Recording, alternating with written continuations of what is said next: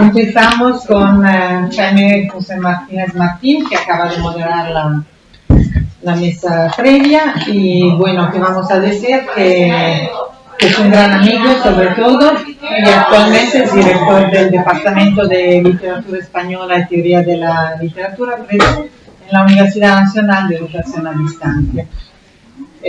Vamos justo de tiempo, entonces le dejamos la palabra para que podamos escucharle. Muchas gracias. Muchísimas gracias, Patricia. En un minuto. En la presentación, los agradecimientos anteriores no los voy a repetir, pero sí quiero decir que estoy especialmente agradecido porque me habéis invitado en un acto que tiene, entre otras cosas, como centro recordar a la figura del profesor Bellini, que ha sido una de las personas más importantes de mi vida. Bien, el título de mi exposición, breve exposición, veis muy rápido, es Bellini, España, historia de una amistad. En diversas ocasiones le oí contar al profesor Bellini cómo, siendo aún estudiante en la Bocconi, se reunió con algunos compañeros en un café para hablar sobre el camino que cada uno de ellos estaba pensando para su carrera universitaria. Por supuesto, la mayoría de ellos tenían decidido dirigirse hacia campos más tradicionales en aquellos años, la literatura francesa, etc.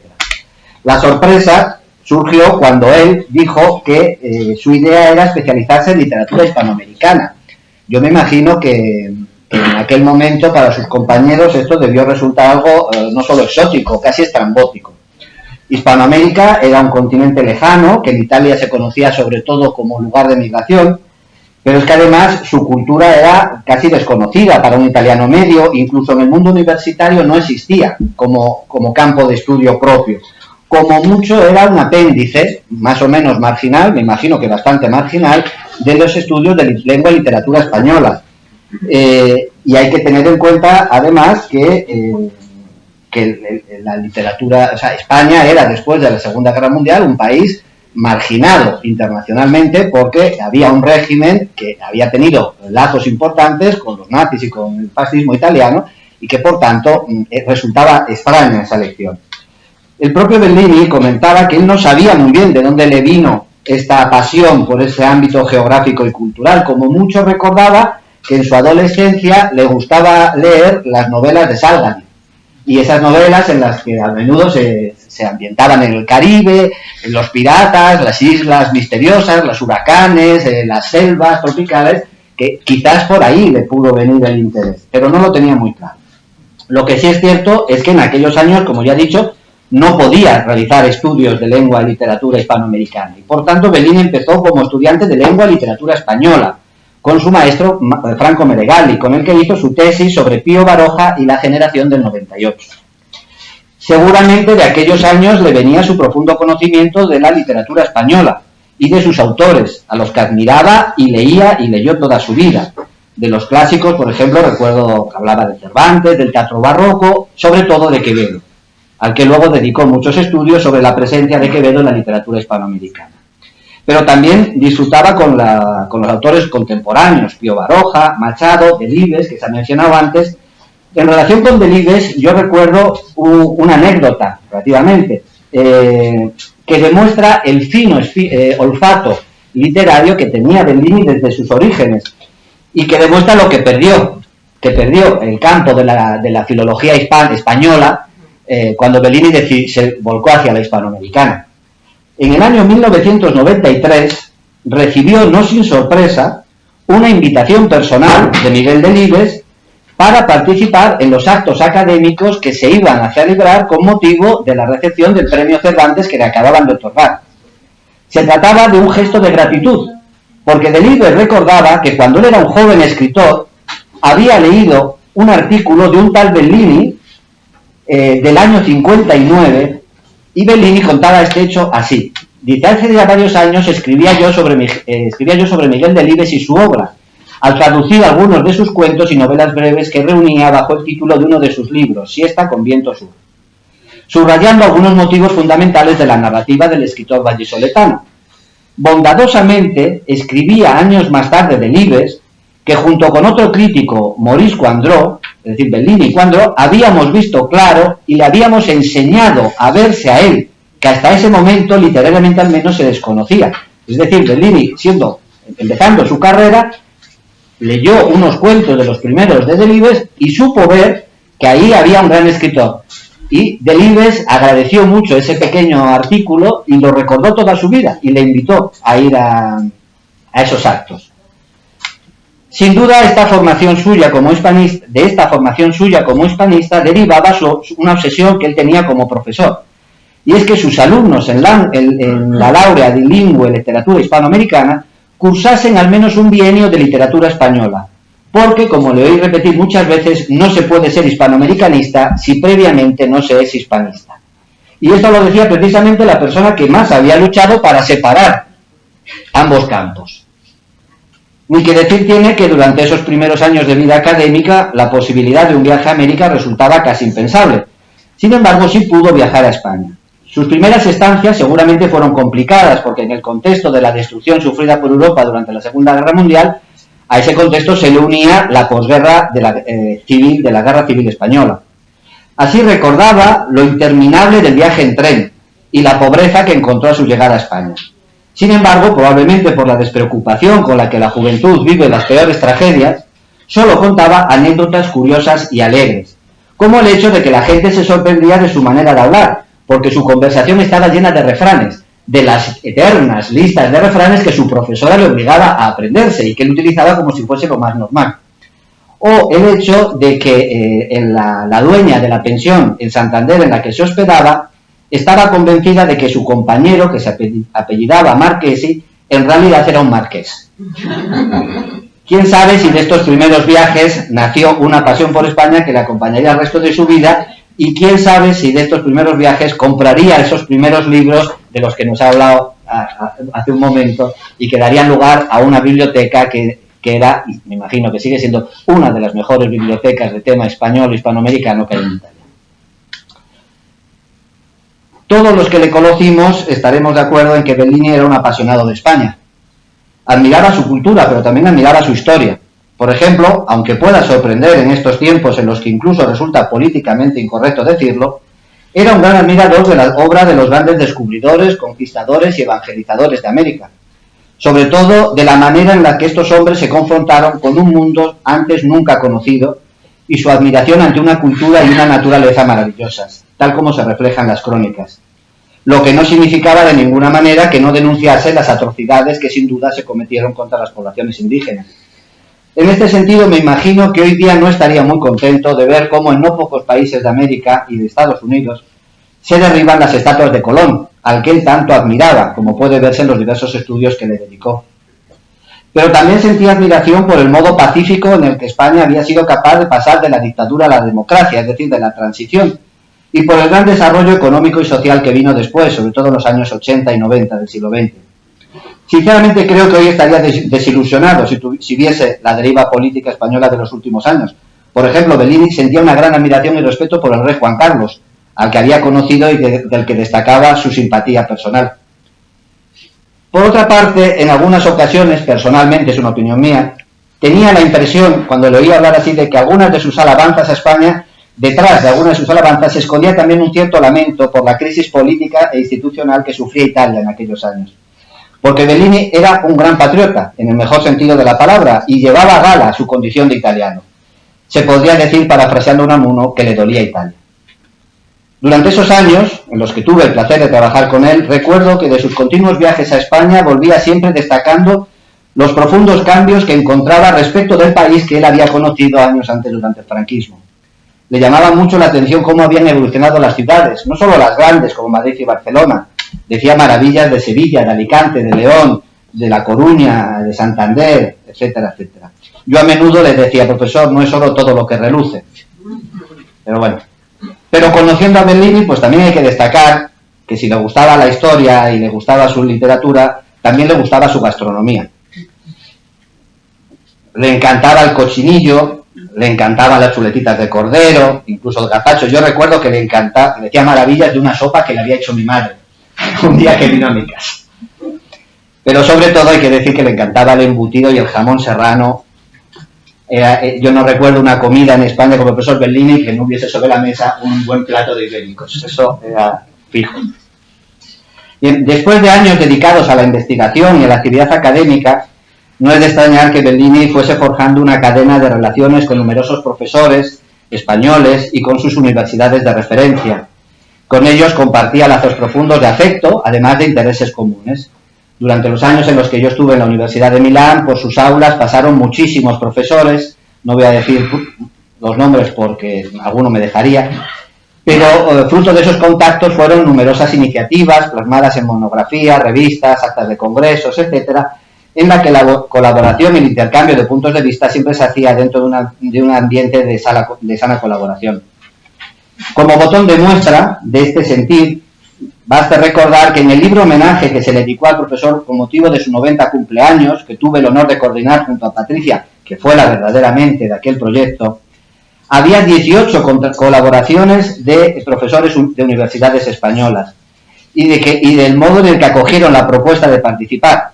Pongo un caso concreto, sin decir el nombre, porque creo que es el modo general de sentir que yo encontré en aquel proyecto. Cuando le pregunté a una persona si quería participar, su respuesta fue inmediata y rotunda. Por Bellini, lo que sea. Y es que Bellini se había ganado el respeto y el afecto de todos, su simpatía, su magisterio, su generosidad. Voy a poner otro ejemplo, otra anécdota. También no voy a decir el nombre, pero yo recuerdo haber escuchado una conversación de un importante catedrático de literatura hispanoamericana español, que hablando con un compañero medievalista que le había preguntado sobre Bellini, él dijo: para nosotros Bellini fue más importante que el ministerio. Dijo, porque en un momento en el que los estudios de literatura hispanoamericana empezaban a conformarse como un campo propio en España, comentaba este profesor, Bellini nos dio la opción de salir al exterior, de que fuera nos conociesen y por tanto de dar una proyección internacional que hasta ese momento no teníamos. Recíprocamente recibió invitaciones para impartir conferencias, asistir a congresos, a cursos de verano por toda España, donde su figura era acogida como una de las más prestigiosas del hispanoamericanismo internacional. En las aulas españolas su historia de la literatura hispanoamericana era de uso general y sus estudios se usaban como fuentes de autoridad.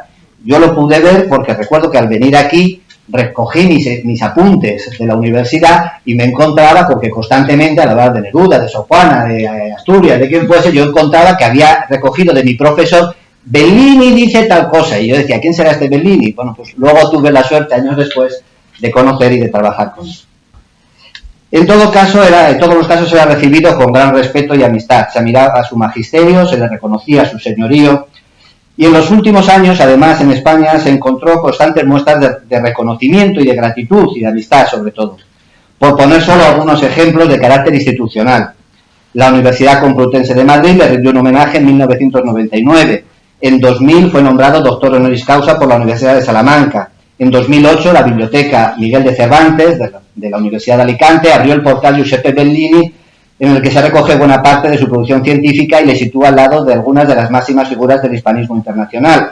La Asociación Española de Estudios Literarios Hispanoamericanos, que ya le había nombrado presidente de honor años antes, le dedicó un sentido homenaje y además el Reino de España le otorgó la Orden al Mérito Civil. En definitiva, creo que puedo afirmar que si la de Bellini con España fue una bonita historia de amistad, también existió otra paralela, la de España con Bellini, igualmente sentida y que, sin temor a equivocarnos, y aquí hay personas que lo pueden repetir, sigue muy viva en el corazón de las personas que tuvimos la fortuna de conocerle. Gracias.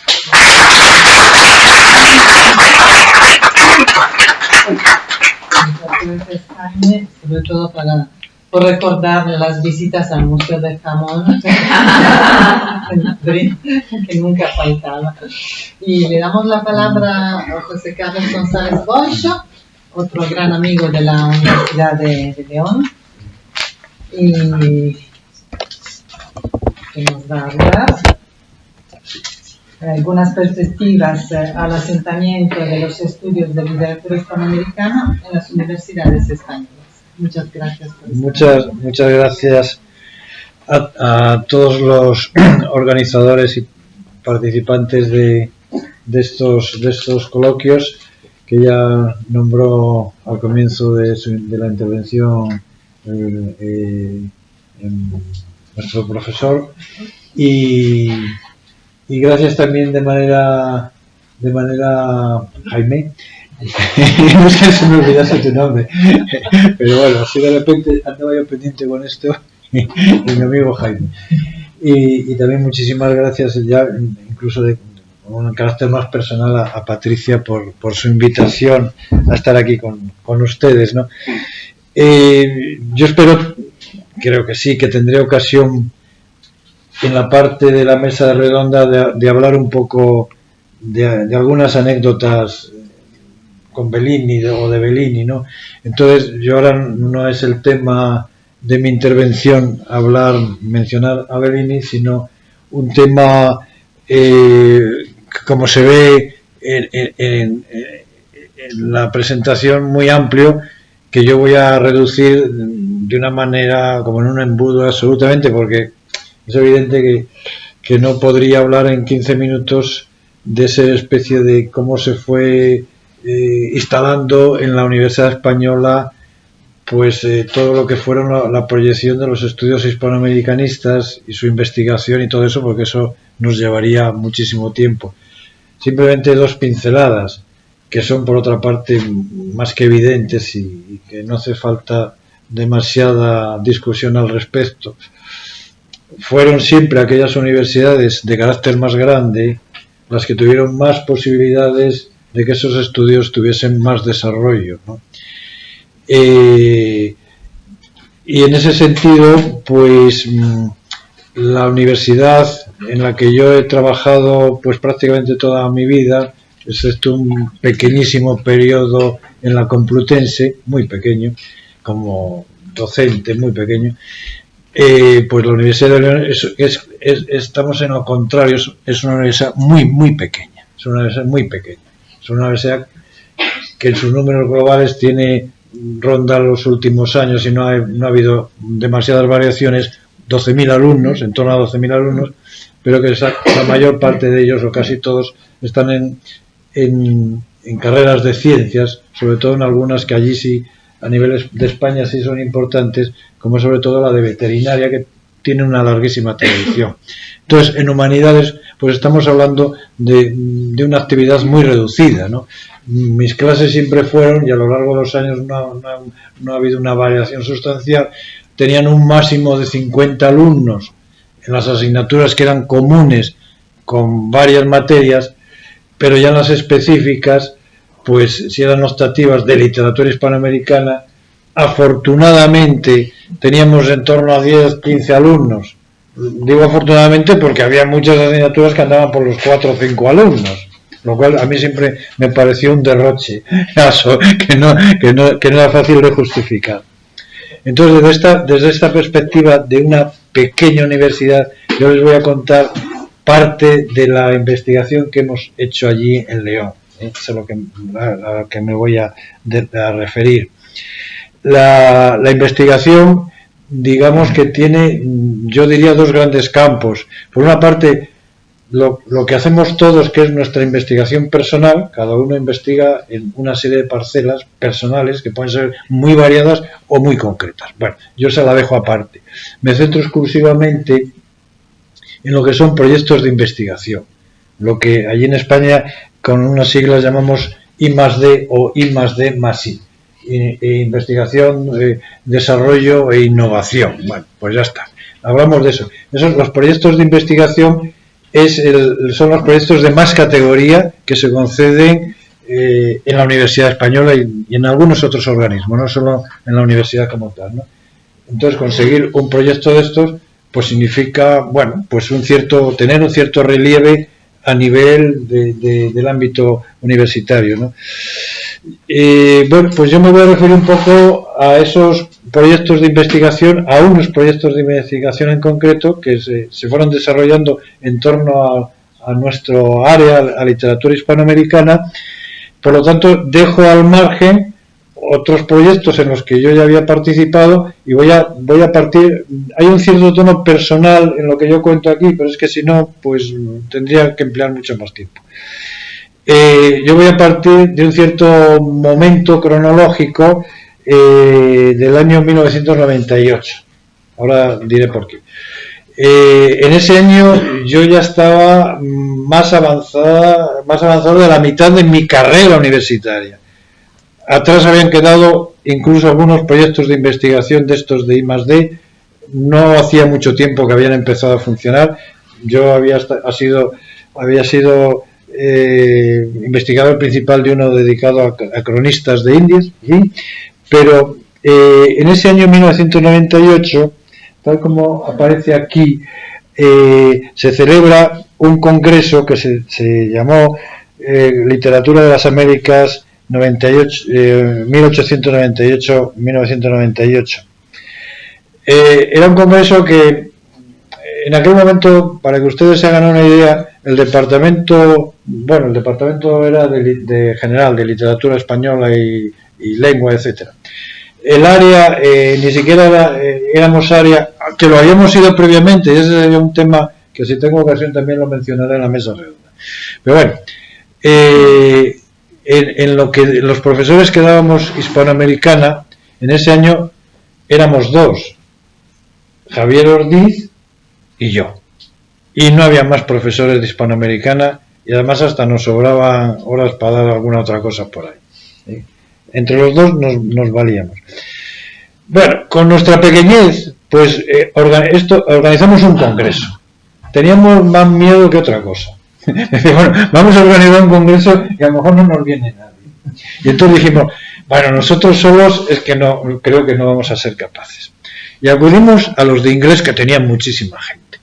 Dijimos, bueno, estos de inglés, además nos lo van a organizar ellos, porque eso sí, siempre pensando así, como organizamos muchas cosas, dijimos, bueno, con la experiencia que tienen, tal persona, tal y tal otra, nos organizan todos y nosotros, pues bueno, bien, disimulamos un poco y tal. Bueno, los de inglés no hicieron, yo, como no hay nadie aquí del departamento, pues lo puedo decir, no hicieron gran cosa. Había una persona sí hizo, pero los otros dos o tres que había, la cosa, no hicieron nada. Sí, estupendo, genial, no sé qué, pero a la hora de la verdad, ahí no hizo nadie nada. Y resultó que después, de los que fueron a dar ahí ponencias, comunicaciones, pues nos sorprendió realmente el número, porque hubo más de 120 comunicantes, y de esos 120 comunicantes puede que llegasen a 18 o 20, no más, del área de inglés, y el resto eran de hispanoamericana y de española, pero básicamente más de hispanoamericana que de española. Entonces, bueno, cito, salieron dos actas, que ahí están viendo el volumen, y en ese congreso es como una parte que nos dio mucho ánimo para seguir adelante. Ahí habíamos invitado a 4 conferenciantes, 2 del área, digamos, de lo español y 2 del área inglesa. Estaba John Barr, una persona muy conocida, y Rolando Hinojosa Smith, que era pues de la literatura, esta mezcla de español y de inglés, ¿no? Y estaba Alfredo Price Echenique y Giuseppe Berini. Aquí tienen una foto de una de esas excursiones que se hacen en los congresos, y la he traído de recuerdo. No tiene mucha calidad, que digamos, pero bueno, por lo menos para que sirva aquí de recuerdo. Y lo mismo esta otra, que todavía tiene menos calidad, está en las médulas, en una zona muy, muy interesante ahí de León de Ponferrada. Bueno, ya en el año 2000, a partir del año 2005, entre 2005 y 2008, pedimos un proyecto de estos de investigación a los que me refería antes, y ese proyecto lo dirigí yo como investigador principal. Se titula esto que pone ahí: Estrategias narrativas en la literatura mexicana reciente, estructuras, modelos, tendencias y estudios de género del relato posterior a 1968 hasta la actualidad. Vaya cosa más larga. Bueno, hay dos aspectos que yo simplemente quiero destacar de ello. Por una parte, lo de la literatura mexicana reciente y narrativa es que era, digamos, la especialidad de Javier y la mía coincidía en esa línea. Por lo tanto, bueno, era lo más normal que ocurriese. Lo de estudios de género, pues seguramente lo pondría, no estoy muy seguro la razón en aquel momento, porque hoy día eso es tan fácil, estás tan actualizado. En aquel momento era un poco raro, pero no sé muy bien por qué decidimos un poco esa línea que después en el futuro íbamos a desarrollar, digamos, de alguna manera. Bueno, allí participaron diversos profesores de otras universidades, Eduardo Becerra, Virginia Gil, Dunia Gras, y también pues intentamos que conseguir un poco de difusión a otro nivel más internacional. De ese libro, algunas del proyecto, algunos artículos se publicaron en este libro, Tendencias de la narrativa mexicana actual, que se publicó en Iberoamericana Belvoir en Madrid, y que también se editó en México con otro sello, con el sello de Bonilla Editores, ¿no? Y ahí pues voy a destacar de la docena de artículos que tiene el libro, voy a destacar algunos por la línea que después se siguió, ¿no? Hay uno de Natalia Álvarez, digamos que en este proyecto, y lo mismo ya en el congreso que cité anteriormente, estábamos Javier, yo y una jovencísima Natalia Álvarez, que yo creo que todavía era alumna, ni siquiera había terminado la carrera. También aquí ya participa Natalia Álvarez con un artículo, La narrativa mexicana escrita por mujeres, desde 1968 hasta la actualidad, y Javier Ordiz escribe un artículo que es Incursiones en el reino de lo insólito, lo fantástico, lo nefantástico, lo maravilloso en la narrativa mexicana contemporánea, que iba a ser la línea que después seguimos. Yo por mi parte hacía una introducción del 68 a la generación inexistente, que fue un artículo que tuvo después bastante eco, curiosamente, porque ahí intervino alguno de estos miembros de la generación inexistente mexicana. Yo ahí ponía 5 o 6 cosas que se me ocurrieron así, tampoco crees que después de pensarlo mucho, pero 5 cosas que estructuraban lo que era la narrativa de esa generación inexistente, y algunos de estos autores como Jaime Mesa y alguno más se lo tomaron en serio, y hubo no polémica en absoluto, pero sí un reflejo en otros artículos que ellos publicaron con motivo de esos 5, si era cierto o no esas 5 características, que yo mismo podía haber dicho otras 8 o 10 que no eran aquellas, pero bueno, bien. Bueno, también simplemente voy a señalar otro artículo de Imelda Martín Junquera, que es una profesora de inglés, Ecocrítica, racismo medioambiental y renacimiento chicano. Ya se dedica mucho a la literatura chicana. Fue una especie de internacionalización por nuestra parte, porque muchos de los miembros que participaron en este proyecto y en el libro, pues pertenecían a universidades de bastantes sitios que no menciono para ir un poco más rápido. Bueno, después quería señalar en el año 2012,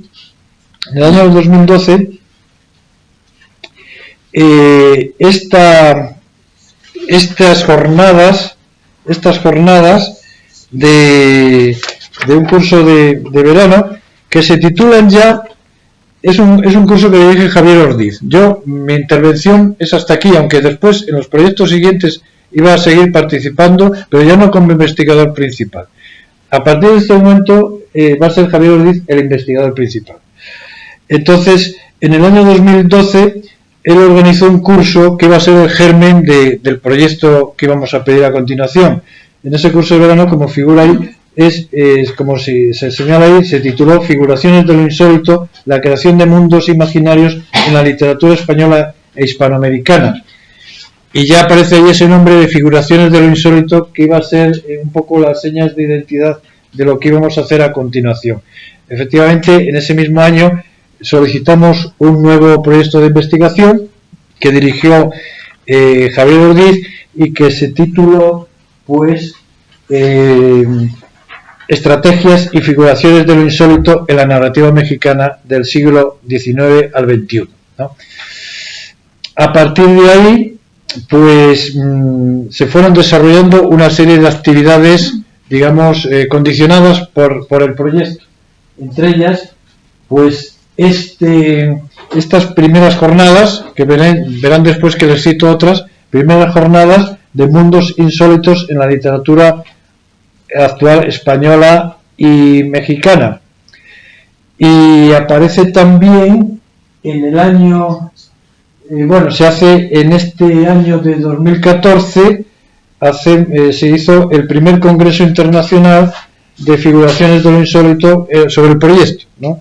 Donde intervienen pues muchos creadores y críticos, entre ellos José María Merino, Fernando Iwasaki, Daniela Tarazona, Juan Jacinto Muñoz Rengel, Cristina Fernández Cúbar, Rafael Olea, Félix Palma, en fin, son nombres que después algunos de ellos se van a repetir en otros proyectos, ¿no? Los temas del Congreso, pues como tenía que ver con todo esto, no hace falta que se lo mencione mucho aquí, pero son todo lo relativo a la literatura que llamamos de lo insólito, de lo fantástico, de lo maravilloso, también algo del realismo mágico, que es lo que yo más me dediqué a estudiar por mi cuenta, por mi parte, distopía, también el tema de cuerpo femenino. Bueno, hay muchos temas que no les cito. Este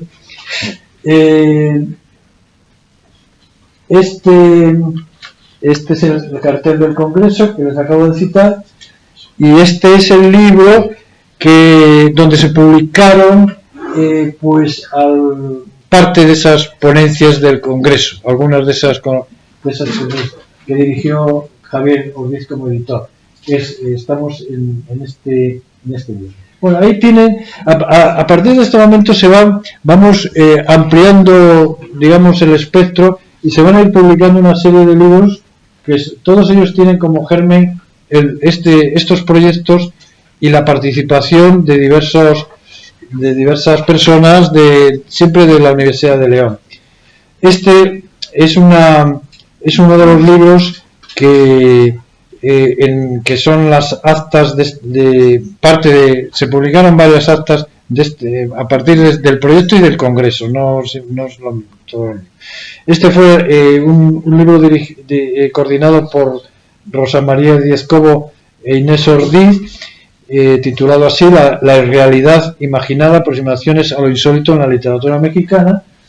Y este otro, pues en este caso los editores son Natalia Álvarez y Ana Bello, Espejismos de la realidad, en este caso sobre literatura española, lo mismo, ¿sí? En el año 2000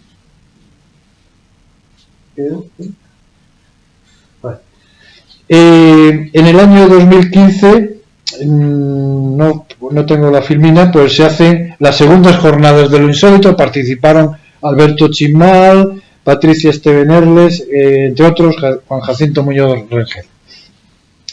Y en el año 2016, creo que lo tengo después, en el año 2016 es un año interesante, no sé cómo voy de ahora, porque a lo mejor ya está. Pues voy a ir muy deprisa ya, ¿eh? En el año 2016 se crea el primer grupo, un grupo asociado, digamos, propio de la universidad, asociado a toda esta la literatura de lo insólito, que se utilizaban esas siglas de EMIPG, que se cambió enseguida por otro un poco más adecuado, que era Grupo G, que es el actual, por eso que es lo que pone ahí, estudios literarios, grupo de estudios literarios sobre lo insólito y de género, siempre es ese aspecto. Y que después apareció ya muy recientemente, este año, se le añadió en minúsculas, sería esto mismo, Heik. Lo digo por si alguien quiere en internet poner simplemente Universidad de León Heik, le sale ahí muchísima información. Con HD minúsculas, que es una nueva línea de investigación llamado Humanidades Digitales, ¿no? En el año 2017 Bueno, aquí se publicó este libro un poco en relación con esto. En este mismo año se publica este libro de Territorios de la Imaginación que tienen ahí, que están aquí presentándolo Ana Bello, Natalia y otro de nuestros colaboradores, Sergio. Y en el año 2017 se hace otro nuevo congreso sobre lo mismo, en fin, con todos estos con muchos de esos participantes y otros que, como voy mal de tiempo ya, no les cito, porque quiero presentarles un poco en general nuestra evolución. Aquí está el cartel del congreso y una diapositiva. En el año 2018 un nuevo proyecto que este es el proyecto último que se ha hecho, que duró hasta finales del año 22, y Natalia ha pedido otro proyecto que todavía no sabe si se lo concederán o no para los siguientes años. Esto duró hasta diciembre del 22. Natalia en este momento ya es ella la directora. Natalia es una profesora que, aunque pertenece al área de teoría de la literatura, pero hemos tenido siempre una relación excelente con literatura hispanoamericana, y realmente entre Javier Ordiz y ella han sido los mayores gestores de todo esto. Hay les quiero citar esto porque es me parece muy interesante. En ese año 2018 tanto Javier Ordiz como Natalia son los gestores de una colección muy importante que los que se dediquen a lo insólito deben conocerla, que se titula Las puertas de lo posible. Ahora les enseñaré algunas portadas simplemente como... Bueno, es una colección que hasta la actualidad, pero que en pocos años, como ven, desde el 18 hasta el 23, ha publicado más de 30 volúmenes, 30 libros, de autores, algunos inéditos, otros ya conocidos, reediciones de obras, pero todo siempre centrado en lo fantástico. Prácticamente la totalidad de esos libros, excepto uno, son de creación, con unas pequeñas introducciones. Lo digo porque en principio la colección de Las puertas de lo posible tiene dos vertientes, una de creación y otra ensayística, pero la corriente del ensayismo se ha desarrollado muy poco y solo ha dado lugar hasta el momento a un libro, ¿no? Pasamos y vemos 2018, ya no me paro a explicarles más, es unas jornadas. Esto es uno de esos libros que les citaba de la colección Eora. También en el 2019 un nuevo curso de verano sobre estos temas. Algunas de las portadas de esas colecciones. Esto es uno de los primeros libros que se publicaron. Yo creo que no sé si fue tal vez el primero, en 2 volúmenes, Poshumanas y distópicas, antología de escritoras españolas de ciencia ficción, que eran 2 volúmenes. Son unas ediciones además bellísimas, muy bonitas. Otro nuevo libro sobre temas ensayísticos, como ven ahí. Una nueva portada de esa colección, en este caso una reedición de uno de los libros de Cecilia Eudave.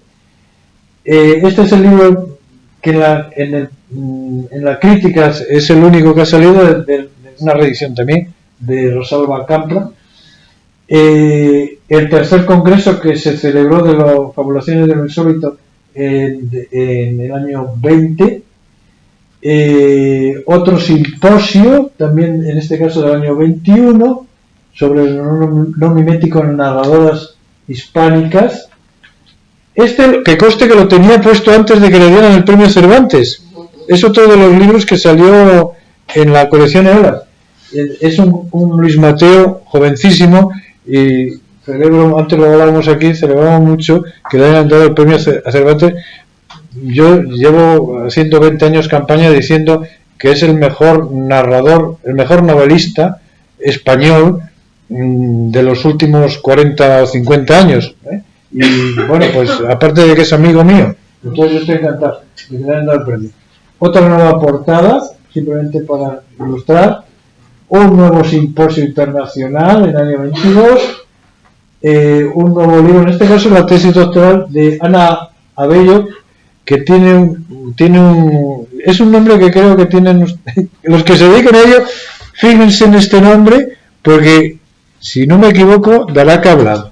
Es muy buena esta chica, Son todos alumnos míos, Pero eso no quiere decir que sean buenos porque son alumnos míos, sino que yo estoy contentísimo de conocerlos, simplemente. Fue muy bueno. En el año, bueno, esto es una referencia a una conferencia de Ana Boccuti, esto es en honor a los italianos, que estuve allí en León, y entonces, bueno, como había estado, pues simplemente la cita. Alguna colaboración también en este caso del GEI, en este caso con un congreso en Torino, una nueva portada, otra nueva portada, se las pongo porque son muy bonitas. Otro libro de Ana Bello, como ven, que son muy interesantes. Aquí una edición de, como editoras de otro de estos libros, muy recientes, estamos ya hablando de este año. Otro nuevo libro, también del año 23, lo digo para información de si hay personas aquí que se dediquen a esto, que los pueden tener en cuenta. Otra portada bien bonita, como ven, de otro de estos libros de olas, y una más, pasamos. Esto no tiene que ver con nuestro grupo de investigación, pero sí es de León, y también es un poco como expansión, ¿no? También fue otro congreso sobre literatura de esta de gótica, en este caso, y de fantasmas y de todo esto, que sí, aquí está otra. Un proyecto de un grupo de innovación docente que se amplió también este año. Esto es una cosa muy interesante porque afectó a 6.000 o 7.000 alumnos. Fue sobre todo Natalia y alguno más de su grupo los que lo hicieron. Con 15 alumnos de la universidad organizaron lecturas y cosas de explicación en institutos y otros centros docentes de toda la provincia. Ya digo que participaron muchos alumnos. Esto fue muy interesante, es muy reciente, esto es de la segunda quincena de octubre. Esto, la verdad que fue absolutamente espectacular. Si yo veo la gente que participó, imagínense 15 días, mañana y tarde, conferencias, reuniones, hasta teatrillos, hasta cosas gastronómicas, todo relativo a lo insólito. 15 días, no solo en León, sino en localidades de la provincia de León y en Palencia, una ciudad cercana. Lo más reciente ha sido en Santiago de Chile. Llegamos al 10 de noviembre, un congreso en el que también ha organizado, cortamos ya, ¿verdad? Y ya termino enseguida con un nuevo congreso que como ya me paso de tiempo y de fecha, esto ya para el 2029. Así que ahí lo dejamos, yo no sigo porque ya me pasé un poco. Así que muchísimas gracias.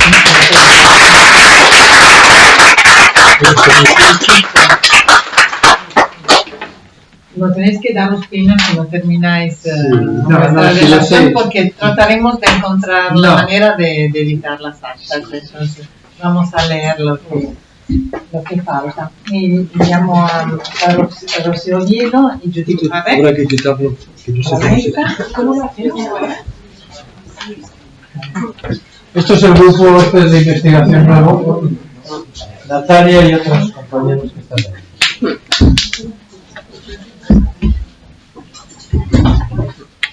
Bueno, Rocío es catedrática en la Universidad Complutense, acabamos de vernos en las Palmas de Gran Canaria y en Perú también.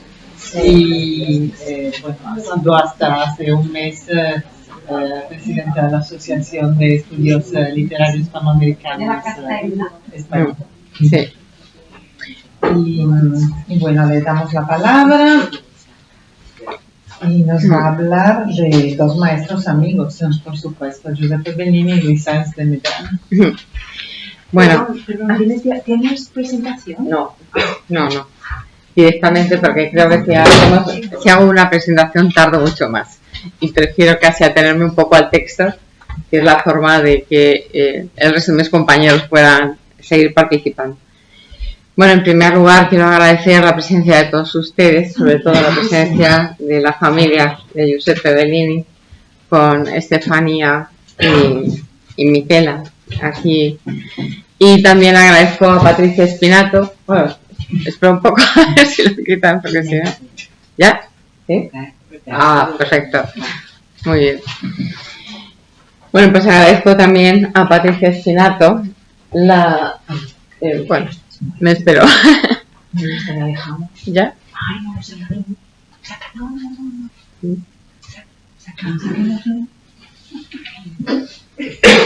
Arriba. Se entretienen las citas. Ok. Ahora sí, Venga, Ahí, ya está. ¿Ves? Más fácil. Bueno, pues continúo con los agradecimientos a Patricia Espinato por invitarme a participar en este centenario que une el Centro Nacional de Investigación con el natalicio de quien fuera también mi maestro, que es Giuseppe Bellini. Claro, cuando yo recuerdo a Giuseppe Bellini, obviamente también me acuerdo de Luis de Medrano, el profesor amigo de Giuseppe. Como discípula de su escuela, de la escuela de Giuseppe Bellini, ahora me voy a referir concretamente, durante muchos años pude participar tanto en los congresos de Milán como de Roma y disfrutar también de la calidad intelectual que desplegaba Giuseppe Bellini. De allí han surgido nuevos amigos y colegas a quienes profeso cariño y admiración, desde Emilia Perazzi, que aquí nos acompaña, Patricia Espinato, Laura Scarabelli, algunos que no están, como Silvana Serafín, Susana Regazzoni, Dante Liano. Y bueno, si me remonto en el tiempo, yo no sé exactamente cuándo se conocieron Giuseppe Bellini y Luis de Medrano. Pienso que se remonta a los primeros tiempos, las primeras estancias de Luis de Medrano en Italia, en el año 67, cuando presentó en Roma un informe elaborado 2 años antes sobre la problemática de los estudiantes extranjeros en Italia. Es una labor encomendada por el Ministerio español y que desarrolló el profesor de Medrano. En ese mismo año, el profesor Bellini recibe en Managua la orden de Rubén Darío y de este modo comienzan las coincidencias y los intereses, porque durante muchos años Luis de Medrano fue el director del Seminario de Archivo Rubén Darío. Son dos maestros muy diferentes. Las afinidades las van a encontrar sobre todo en autores, como ya he mencionado, Rubén Darío, en otra autora como es Sor Juana Inés de la Cruz y también en Pablo Neruda. Ambos además se encuentran en el momento de crear una escuela, creo que los dos lo consiguen, crean una escuela y ambos se van a rodear de discípulos casi inmediatamente a continuación de sus carreras. 15 años más tarde, en la década del 80, Luis participa en volúmenes como el editado por Bulsoni del Convenio de Literatura Straniera e Neolatine, donde participa ya Luis de Medrano con un ensayo, La literatura hispanoamericana en la España de hoy. El libro va a ser publicado o editado por Francesco de la Corte y también por el Comité Nacional para la Ciencia Histórica, Filosófica y Filológica, con la participación de Giuseppe Bellini y Antonio Alberto Boscolo, que se acaban de citar. Comienza así un interés común por la literatura hispanoamericana que continúa en las décadas siguientes y ambos lo hacen uniendo literatura española y también la literatura hispanoamericana. De hecho, el 22 Congreso del ILI, del famoso Instituto Internacional de Literatura Iberoamericana, que organiza Luis de Medrano, lleva por título Las relaciones literarias entre España e Iberoamérica. En el volumen no aparece la publicación de Giuseppe Bellini, pero sé que estuvo como profesor invitado porque es la primera vez que yo le conocí en la mesa de clausura junto con Dante Liano, que en ese momento empezaba también su carrera como profesor. En ese momento el profesor siempre me hace mucha gracia porque a Luis se le conoce como Don Luis y a Bellini se le conoce como el profesor. Son como diferencias, ¿no? Y es muy curioso porque ellos mismos en sus cartas se refieren entre ellos al profesor y Don Luis. Bueno, son cosas curiosas, ¿no? En ese momento el profesor, como les digo, como siempre se le conoce, dio comienzo a una promoción fuera de las fronteras españolas, a lo que ya ha hecho hace unos minutos referencia a Jaime José Martínez, una promoción fuera de las fronteras españolas de las investigaciones de los profesores numerarios y no numerarios como Teodosio Fernández, Antonio Lorente, González Boiso, que aquí nos acompaña, y otros nombres como Sonia Matalía, Francisco Tobar o Marina Gálvez, y me incluyo, yo también me incluyo, porque él promocionó las investigaciones de los profesores de literatura hispanoamericana españoles. Creo que eso es un gran mérito por su parte. Esta promoción se llevó a cabo tanto a través de las publicaciones de Bulsoni como de las invitaciones a congresos como ámbito natural, publicaciones y congresos, el ámbito natural de expandir los estudios realizados por los investigadores. Desde el Congreso de 1989, cuando el profesor Bellini ya se encontraba en Milán, comienza ese intercambio entre maestros, discípulos y profesores. Es el famoso encuentro La América Transreal y Maravilloso. Para mí fue memorable porque era la primera vez, ¿no?, que participaba en ese ámbito del hispanoamericanismo italiano. Y además, 2 años más tarde, en agosto del 91, en correspondencia o casi en correspondencia, Luis N. Medrano, que también ha visto la necesidad de promover estos congresos y estas acciones, organiza un curso de verano del Escorial al que sucederán otros. En este caso se trataba de Pablo Neruda en España, donde nuevamente se reúne con el profesor Bellini y congrega a investigadores, bueno, a algunos escritores de la talla de Luis Rosales, Bolívar Teitelboim, Osvaldo Rodríguez, Jorge Rodríguez Padrón, Teodosio Fernández, Alain Sicard, y bueno, yo también pude participar, claro, porque esto son ya cuestiones un poco de nos vamos incorporando a la rueda, ¿no? Es una reunión científica que se añade a la que se anticipa al centenario del 92 y que tuvo lugar en Madrid en el 91. Las vanguardias tardías en la literatura hispanoamericana, donde hay muchos de los profesores de los ya citados, pero yo quiero recordar a aquellos que ya no están con nosotros, como en el caso de Sonia Matalía, Osvaldo Rodríguez y Almudena Mejías, mi compañera que falleció el pasado año, porque ella organizó como secretaria el congreso. Ella no participa, digamos, activamente, pero sí en la secretaría. Es una publicación muy interesante en el marco de las relaciones entre la Complutense y Milán. Me voy a referir, aunque sea muy brevemente, a los párrafos que introducen ese volumen, porque hay un diálogo entre los dos, entre Bellini y Jaime Medrano. Dice en la premisa, Giuseppe Bellini: estoy muy satisfecho de recibir en esta colección, les traduzco porque ya me dijo una vez Giuseppe Bellini que mejor que no hablas en italiano. Así que le hago caso y lo traduzco. Estoy muy satisfecho de recibir en esta colección del Consejo Nacional de Investigación las actas sobre las vanguardias en la poesía hispanoamericana, organizado el pasado año por el profesor Luis N. Medrano, uno de los grandes estudiosos del sector, maestro de una escuela numerosa. Nuestra recíproca relación data de años fructíferos en el ámbito de la investigación hispanoamericanista. Esta publicación posterior y el relevante aporte de los estudios que en él se reúnen lo atestigua una vez más. Las palabras de Bellini en el volumen. Va a agradecer también al colega y amigo Jaime Medrano haberle concedido el privilegio de publicar las actas. Nobleza obliga, siempre fue un gran señor, Giuseppe Bellini. Por su parte, Luis N. Medrano, en la introducción dirá: para retener los resultados de este congreso, brindó su generosa cooperación el profesor Bellini de la Universidad de Milán, copartícipe desde hace años de muchos de nuestros afanes académicos, quien encauzó la publicación de estos trabajos. Se publican en Bulsoni. En el 92 tiene lugar otro curso de verano del Escorial, la poesía hispánica contemporánea y César Vallejo, en el que participan, entre otros, Cornejo Polar, Luis García Montero, Victorino Polo, Giuseppe Bellini, Teodosio Fernández, Marina Gálvez y, bueno, también yo, claro, porque estaba siempre a la rueda, como les digo. En el 95, un nuevo curso de verano del Escorial reúne a los dos estudiosos en torno a la figura de Sor Juana Inés de la Cruz. También se va a publicar los resultados en la colección de Bulsoni.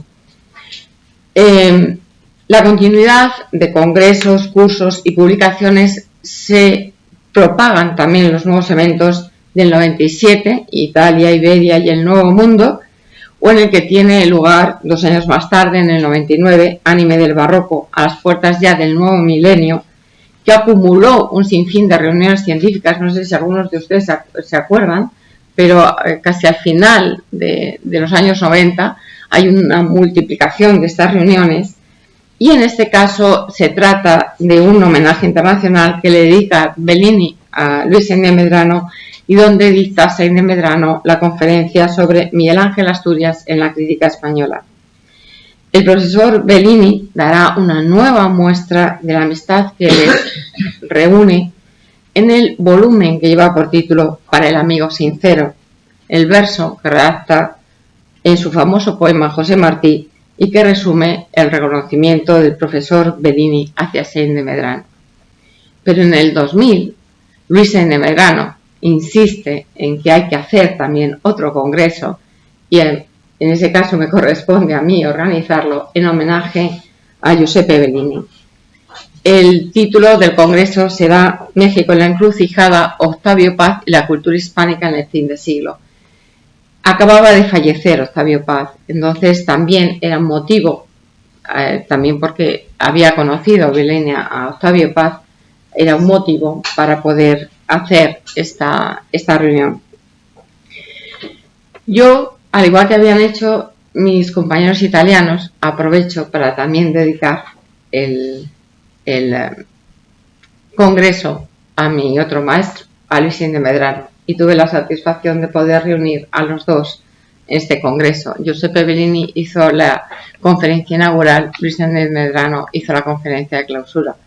Y es que realmente cuando publica Para el amigo sincero Giuseppe Bellini, también se hace el volumen del Girador dedicado a Giuseppe Bellini. O sea, en el fondo casi pensamos lo mismo, ¿no? Como que tenían que ir unidos de alguna forma.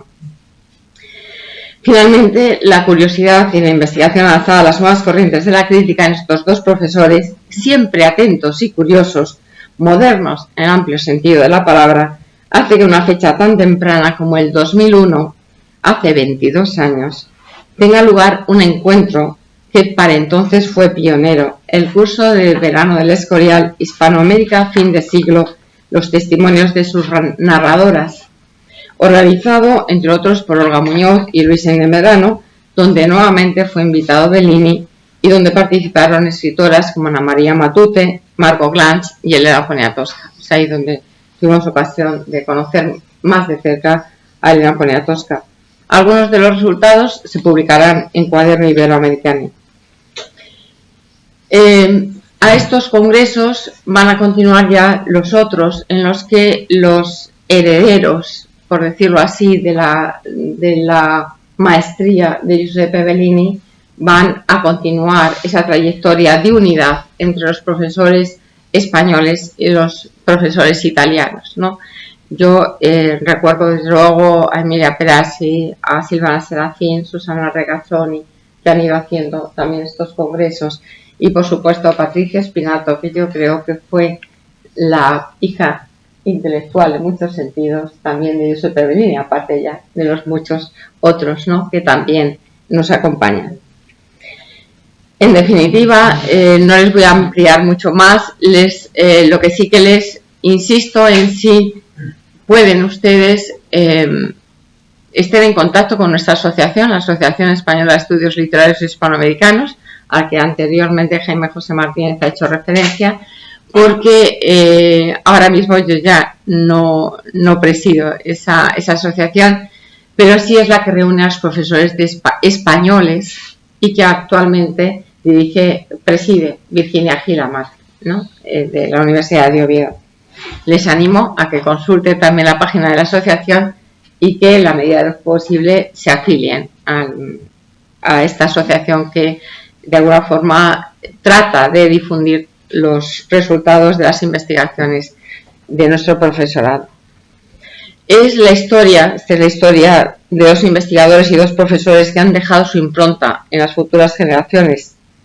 En ella, el profesor Bellini se dice como promotor de nuevas hornadas de profesores, deja su impacto, deja su huella en cada uno de ellos y también, sobre todo, destaca por la calidad humana que se continúa en la curiosidad constante y la aceptación de lo nuevo y de lo antiguo en la configuración de un estudioso erigido como verdadero humanista. Yo creo que es el calificativo que se puede dar a Bellini. Es un gran humanista.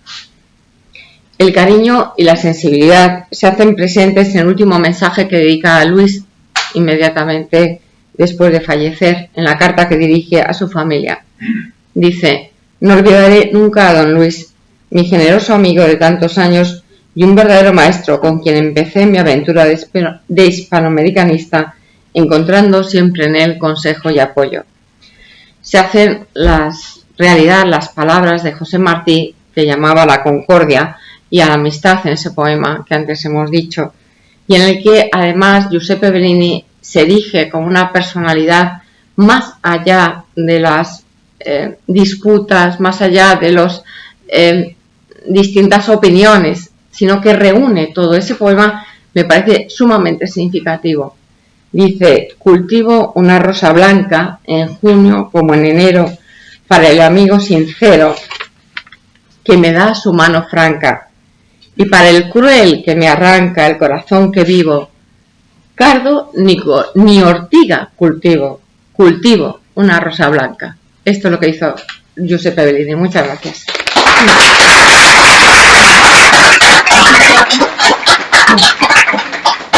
Si acaso otro momento. Bueno, muchas gracias, Rocío. Luego tiene pendiente un poema que escribió para Giuseppe Bellini. A ver si se anima a leérnoslo después. Sí, es que vamos muy cortados de tiempo. Y ahora le toca a Luisa B, que tenemos el gusto de tener aquí por primera vez con nosotros, pero acabamos también de celebrar un encuentro muy hermoso en Madrid en septiembre. Y bueno, es un placer saber que contamos con compañeros de CSIC, que es nuestro amigo español. Entonces, muchas gracias a la señora Bellini.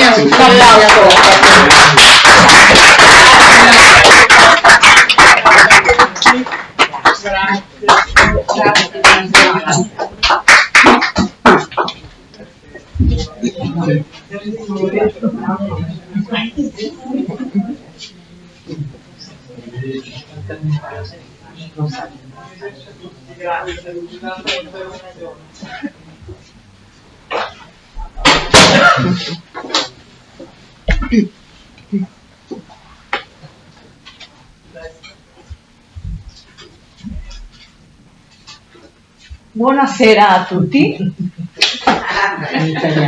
Ya está. Muchísimas gracias. Sé que vamos mal de tiempo, Patricia, pero quiero agradecerte públicamente la invitación porque pues me da muchísimo gusto estar aquí. A todo tu equipo, al CNR, al Instituto Cervantes, por alojarnos. La verdad, muchísimas gracias.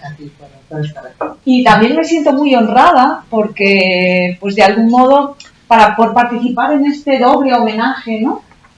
Siendo pues investigadora del CSIC. Entonces lo que quiero, de algún modo, lo que me pidió también Patricia era pues organizar una charla en dos direcciones. Entonces en la primera parte voy a hablar del CSIC como una institución hermana, ¿no? Son dos instituciones muy son centenarias, son instituciones muy cercanas. Entonces de algún modo me gustaría plantear cuál es el esquema de organización de las humanidades y ciencias sociales dentro del CSIC, y en la segunda parte hacer un pequeño botón de muestra de lo que son los estudios coloniales en España, que es a lo que yo me dedico. Entonces, dicho esto, ¿sí? Bien.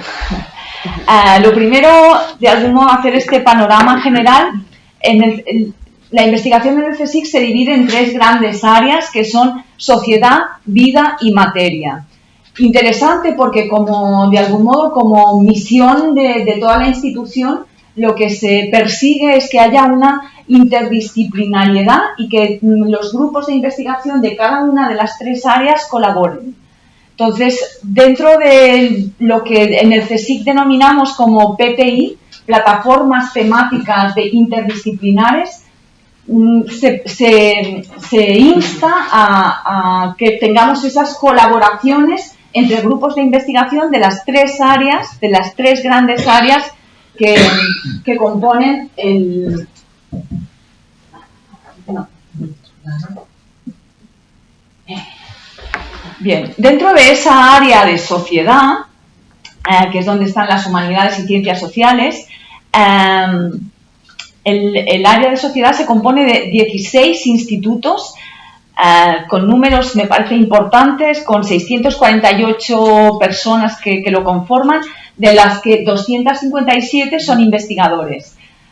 Contamos actualmente con 260 grupos de investigación que se distribuyen en distintas comunidades autónomas: Madrid, Cataluña, Galicia, Andalucía, Valencia. Y se destaca también esa Escuela Española de Historia y Arqueología con sede en Roma, y el CCHS, que es el Centro de Ciencias Humanas y Sociales, que es el más, digamos, más grande, más importante, definido como centro de servicios. ¿Qué significa que para el CSIC haya un centro de servicios, que es el Centro de Ciencias Humanas y Sociales? Se crea en 2007 y congrega a distintos institutos: filosofía, historia, lenguas y culturas del Mediterráneo, lengua, literatura y antropología, políticas públicas y economía y geografía.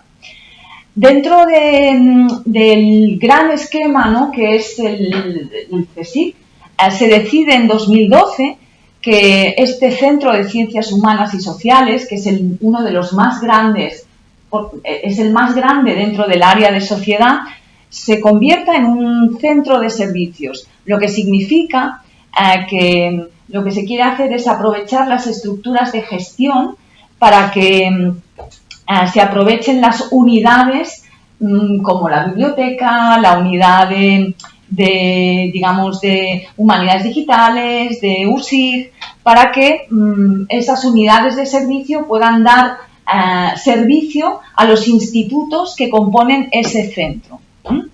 Entonces, dentro del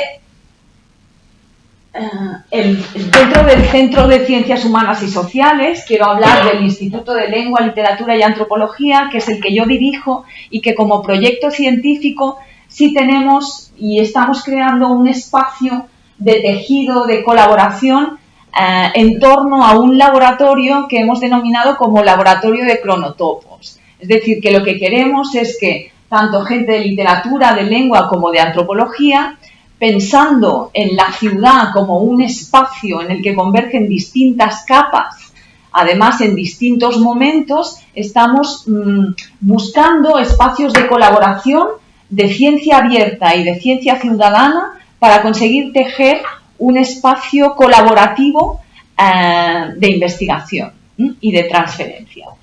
Bien. Dentro de este rápido esbozo, porque pues bueno, son muchos datos, pero me parece importante trazar, ¿no?, esas líneas, ¿no?, de conexión, ¿no?, porque además también una cosa de la que hablábamos mucho cuando hicimos esa primera actividad conjunta entre, digamos, las milanesas, las madrileñas y las alicantinas, ¿no?, era, pues, de algún modo buscar la interdisciplinariedad, ¿no?, y pensar en esas genealogías de conocimiento. Entonces creo que es muy importante algo que hacemos a nivel micro, que también de algún modo pues nos ampara a un nivel macro en nuestras respectivas instituciones de investigación. Y eso me parece muy importante, formalizado en un convenio del que, bueno, pues queremos lanzar también esas líneas, ¿no?, que nos unan desde distintas áreas de investigación.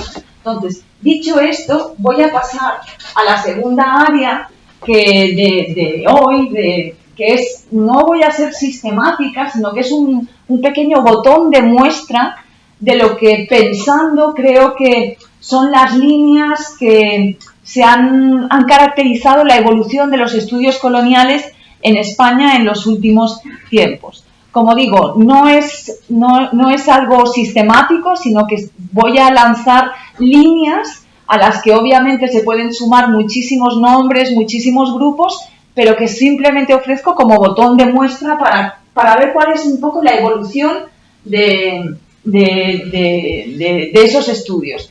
Y precisamente porque pues desde el principio estamos pensando y hablando de interdisciplinariedad, me parece muy importante definir, porque también es la forma en la que practicamos los estudios culturales, la necesidad de partir de la alianza estratégica de otras áreas, como son arte e historia. Entonces, desde el punto de vista del arte, me parecía muy importante empezar este recorrido destacando el grupo de historia del arte de la Universidad de Granada, cuyo último granito ha sido, por ejemplo, participar en la exposición del Museo del Prado del Tornaviaje. Entonces, me parece muy importante porque de algún modo es la imagen, ¿no?, que acompaña siempre al texto, ¿no? Importante. Luego hay otro grupo que me parece también pionero y también me parece muy interesante porque es también apela a esa comparación, ¿no?, transatlántica, ¿no?, entre lo nacional y lo americano, que es el de el Departamento de Historia del Arte de la Jaume I con Víctor Mínguez, porque a Víctor Mínguez le debemos que continuar toda la línea de estudios de iconografía, ¿no? Entonces es muy importante para el desarrollo de los estudios de emblemática, de las figuras del virrey, ¿no?, como estudio político, simbólico, insisto, iconográfico, ¿no?, que es fundamental para nuestras áreas. Bien, y luego también me parece necesario, igual que destacamos los estudios de historia del arte, también destacar los departamentos, los grupos de investigación que se dedican a la historia de América. Y aquí simplemente nombro dos, hay muchísimos más, pero son pequeñas calas, ¿no?, pequeñas muestras. Y quería destacar a la Pompeu Fabra y al grupo de Salamanca, ¿no? Me parece muy interesante también porque ahí se nos hable otra línea a la hora de establecer coincidencias, es como a veces en una misma universidad coinciden departamentos que, como en este caso en Salamanca, que desde la filología o desde la historia, en una misma universidad tienen el foco en América. Eso me parece interesante para destacar, ¿no? Eso sucede, pues, por ejemplo, los primeros que me vienen en mente, pero seguramente hay más. Eso lo veo yo en Salamanca y lo veo también en Granada, ¿no? Entonces, muy importante, ¿no?, esa correspondencia interdisciplinar. Y luego, a partir de aquí, ya centrándonos en la parte, digamos, nuestra filológica, me parece que hay una de las primeras líneas que pueden describir lo que han sido el desarrollo de los estudios coloniales en España, es la recuperación desde un punto de vista precolombino y desde un punto de vista actual. Eso me parece muy, muy importante, ¿no? Y ahí hay dos ejemplos que todos conocéis muy bien, ¿no? La Autónoma de Barcelona con Elena Osandizaga y siguiendo pues un poco el relevo con Beatriz Ferrús y la revista de mitología Soy, es todo un referente. Y por otro lado, cómo no, inevitablemente hablar de Alicante, de Carmen Alemán, de Eva Valero y Beatriz Aracil, y otra publicación también señera muy importante, que son los cuadernos de América sin nombre, la revista, perdón. Entonces creo que es una línea que ha sido como muy fructífera en España. Otra línea que me parece muy importante y insisto, podríamos ampliarla con muchísimos otros nombres. He puesto aquí simplemente estos, pero podemos pensar también en la UNED, podemos pensar también en León. Nos vienen a todos muchísimos nombres a la cabeza. Pero como botón de muestra he destacado algunos grupos, ¿no?, como en la Complutense con Esperanza López Parada, Evangelina Soltero, Paloma Jiménez, todos esos grupos con proyectos de investigación haciendo una gran labor de edición de textos de crónicas de Indias.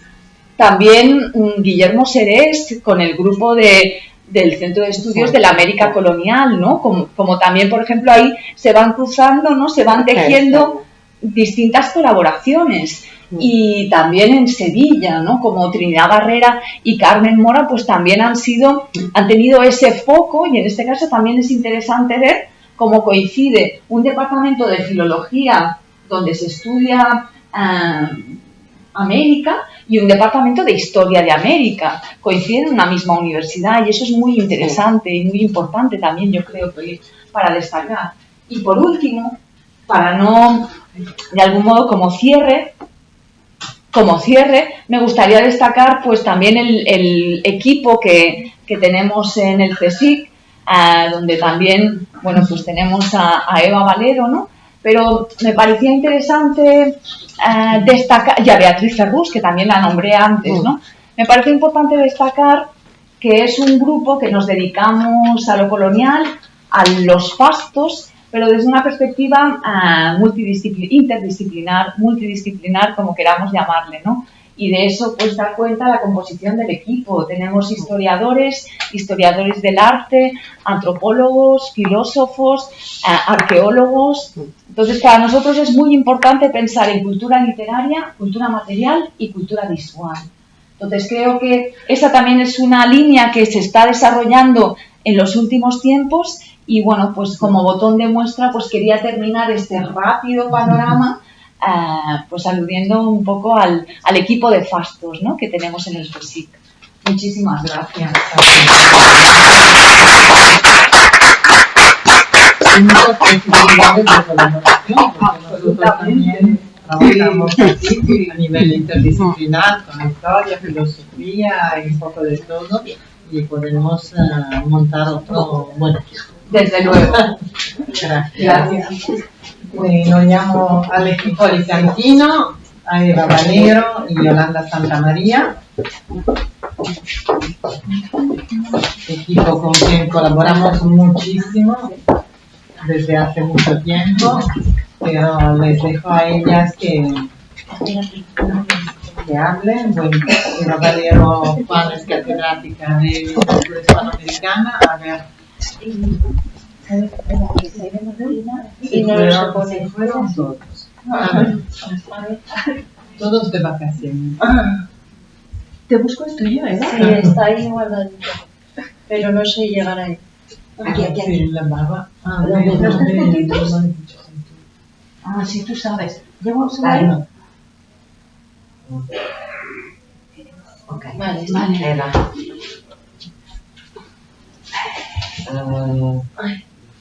Al final esto nos va a gustar, No, así. Se tiene que ver delante. ¿No va? Bueno. Gracias. Bueno, aquí la palabra. Bueno, el hispanoamericanismo literario cultural de la Universidad de Alicante, que ella representa estupendamente. Muchas gracias, muy buenas tardes. Yo quiero empezar diciendo que es una verdadera emoción estar hoy aquí en este triple centenario, pero especialmente por ser el centenario de nuestro querido Giuseppe Bellini, el profesor, que yo tuve el lujo y la suerte de poder tratar varias veces aquí en la Universidad de Alicante y en diversos lugares de España cuando venían los congresos, y de verdad que haber visto a Estefania, a su familia, y estar aquí escuchando hablar de esas relaciones con Luisa de Medrano en la bellísima ponencia de nuestra querida Rocío Oviedo es para mí muy, muy bello. Bueno, Patricia, muchas gracias por hacer posible que estemos aquí. Patricia Spinato me solicitó, me encargó hablar del hispanoamericanismo de la Universidad de Alicante, en el que tan presente ha estado el profesor Bellini. Y bueno, he iniciado mi presentación con este mural en el cual, bueno, que está protagonizado por Pablo Neruda y Miguel Hernández, y que es una donación de la Universidad de Alicante a Chile. Bueno, sobre todo para evocar en la siguiente imagen a el profesor Bellini en mi universidad, junto con el profesor José Carlos Rovira, que digamos es el protagonista de no solo los inicios, sino de todo el camino del proyecto hispanoamericanista de nuestra universidad, de la generación que hoy tenemos también la suerte de tener aquí a Paco Tobar, a José Carlos González Boixo, a Rocío, hablándonos de los mayores de ellos y de los que hemos venido después, ¿no? José Carlos Rovira, junto con su primera discípula, que fue Carmen Alemán, ¿vale?, tan conocida por todos, iniciaron en la Universidad de Alicante, justo en esos años que evocaba José Carlos antes, hablabas del año 98, por esos años 90 iniciaron toda una agenda de actividad cultural, literaria, de investigación, de estudios, de docencia en la universidad, en un proceso en el que, como decía, Bellini fue cardinal, como faro, como modelo a seguir en su acción hispanoamericanista y como persona que empezó a crear todos esos lazos laborales, pero también siempre tan afectivos, que han sido tan importantes para mantener este camino bien vivo. El proyecto principal que el profesor Rovira inauguró en la Universidad de Alicante como espacio desde el cual lanzar toda esa acción hispanoamericanista fue el Centro de Estudios entonces Iberoamericanos Mario Benedetti, fundado en 1999, luego se llamó Centro de Estudios Literarios Iberoamericanos, que es un centro que ha desarrollado actividad hispanoamericanista de la Universidad de Alicante y ha promovido relaciones con diferentes instituciones académicas y culturales, tanto de América Latina como de Europa. Y de Europa, especialmente de forma muy destacada, la mantenida con el ISEM de Milán, de la que han surgido estancias de investigación, publicaciones compartidas, congresos compartidos, etcétera, etcétera. Quiero hacer un inciso y decir que en la editorial Busoni, que antes se nombraba, pues hemos publicado muchos de los investigadores del grupo, Beatriz Arazzi, Mónica Ruiz Bañuls, yo misma, recientemente Alberto Sandal Cruz, es decir, los jóvenes, una línea de continuidad de los más mayores hasta los más jóvenes, y es algo que queremos agradecer de forma muy especial, ¿no? Que algunos de nuestros trabajos principales están en la editorial Busoni, y en este sentido recordaba ahora escuchando a Giuseppe Bellini que siempre que le mandábamos algún libro, tal vez para publicarse o ya publicado, tenía la sensibilidad de mandarnos una carta a los más jóvenes comentándonos el libro, siempre con aliento, siempre dándonos ánimo, que era algo para mí, en mi caso, absolutamente excepcional, que el profesor se leyera tu libro que le habías mandado y que además te lo comentara en una carta. Me parece algo increíble. Bueno, hablaba del Centro Benedetti, que tenemos aquí en pantalla la página web, que es una página muy interesante para los investigadores porque ya desde esos años 90 el profesor Rovira promovió que se grabaran y editaran las conferencias que escritores muy destacados desde los años 60 a nuestros días dieron en la Universidad de Alicante, en vídeos maravillosos que están ahí colgados. Pero después hemos continuado la labor de colgar también en la página y sobre todo ya desde la pandemia todo lo que allí se realiza, conferencias tanto de escritores como de conferenciantes, y eso es un material muy valioso que quiero decir aquí que está ahí alojado para la investigación. Bueno, es un proyecto institucional el Centro Benedetti que promueve tanto la docencia como la investigación como la difusión cultural de la literatura hispanoamericana. Un centro, ahí están los últimos vídeos publicados, que alberga además la biblioteca personal de Mario Benedetti de su casa de Madrid. Esta biblioteca la donó Mario Benedetti en el año 2006, es una donación que gestionó la profesora Carmen Alemán, y es una biblioteca bien interesante porque responde a todos los años del exilio de Benedetti, vivido en España desde el año 80, bueno, claro, él se exilia en el 73, pero en España está desde el año 1980 y que después recorre toda su vida hasta ese 2006 en que hace la donación, él muere en 2009, y por tanto es una biblioteca que responde a las décadas del exilio de Benedetti. Es una biblioteca en la que podemos encontrar todas las temáticas que a él le interesaron, social, histórica, cultural, y también pues todas las dedicatorias que hemos compilado en una exposición que también está online, como antes hemos visto, la biblioteca del profesor Bellini, esas dedicatorias, esas anotaciones de escritores de su generación, pero también de todos los escritores que le iban regalando libros. También es una biblioteca que contiene todas las correcciones que él hacía a sus propias ediciones, reflejando ese carácter que él tenía tan pulcro, tan exhaustivo, anotaciones en los márgenes. Quiero aprovechar hoy para invitar a los investigadores a venir, porque es una biblioteca que vale la pena y que tiene cosas bien interesantes también para la investigación en esas generaciones, la generación de la poética coloquial conversacional, de la que formó parte Benedetti, y también muchos otros temas. El Centro Benedetti, bueno, aquí está hay una imagen de la biblioteca y como pueden ver es un espacio en el cual también se realiza la actividad cultural de investigación, de congresos, de seminarios, de conferencias allí mismo. Por ejemplo, esta es la última programación del Centro Benedetti que se está realizando en este semestre, desde octubre hasta enero, en la que pues hay un poco de todo: conferencias, seminarios, congresos, presencia de escritores, etc.